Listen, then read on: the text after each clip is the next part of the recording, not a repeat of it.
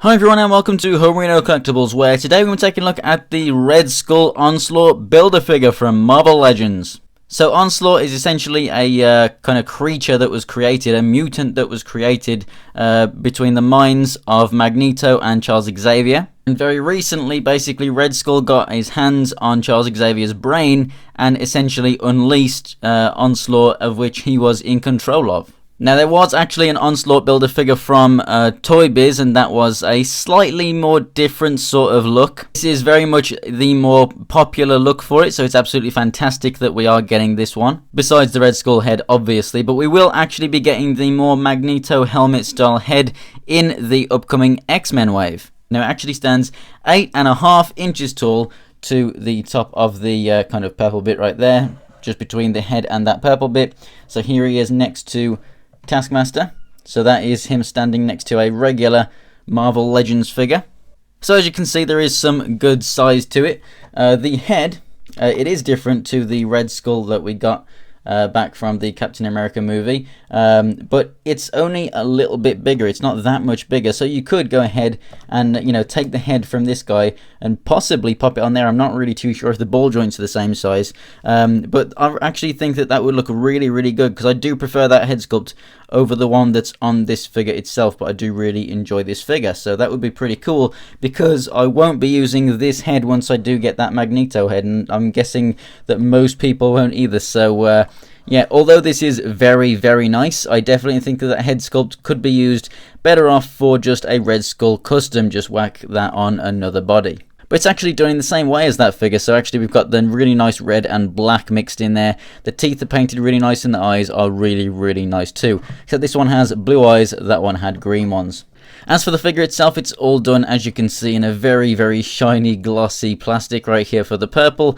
And then for the red, that's also similar, but it's just not quite as shiny. But then we actually get some Toy Biz style kind of shading down here in terms of a nice black wash to go along with that head. So it actually is done very, very well. It's just a very nice updated feel to that original Build-A-Figure, which I don't have, so I can't do a comparison with you right now in this video. Honestly, this one is a ton better. Now, complaints with this figure, I do find the legs pop off quite easily, if you go ahead and pose them around and whatnot. And they can be quite hard, at least on mine anyway, to go ahead and put back in, but they seem to just pop out kind of easier. They don't have as big of, a connection sort of thing as what the arm's going with, so a nice secure click and everything. It's really hard to know when the legs are actually in place, but again, that's my figure. It might be completely different to yours.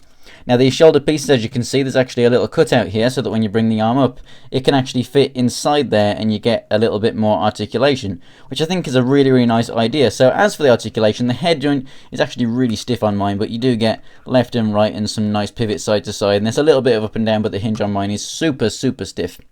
The arms can rotate forward that much, and you can actually move this back piece off. You can just pull it off, but it will go all the way back. They come this far out to the side. These shoulder pieces are actually connected in as well, so you can just pop those out if you don't want them there, get even more articulation. We have a rotation at the upper part of the upper arm, and then also at the elbow, and then down here at the wrist as well. And then the hands also go in and out.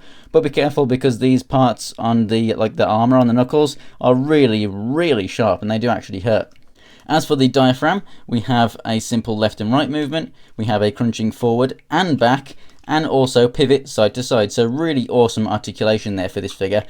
We have the legs that move out that far. They go forward and back a little bit. Rotation at the upper part of the thigh. We have double jointed knees, and then down to the feet. They don't really go up, but they go down. And we have an ankle pivot, which is stiff because getting it over these two lumps here, it gets a bit stuck, but it does go over them, and you do actually get that pivot. So overall, I really, really do like the look of this figure. It's got great articulation. Like I say, just the one downside with mine is just I find that if I were to be playing with it, that I know that the legs would fall off quite a lot, and my knee joints aren't the most stable knee joints in the world, so every now and then you might just want to go ahead and fall backwards a little bit, but that's no problem if I go ahead and make sure that he's stood up nice and straight. But that's why I wish that the feet could go forward a bit, because then I could really, really straighten him out, and he would stand, no problem at all.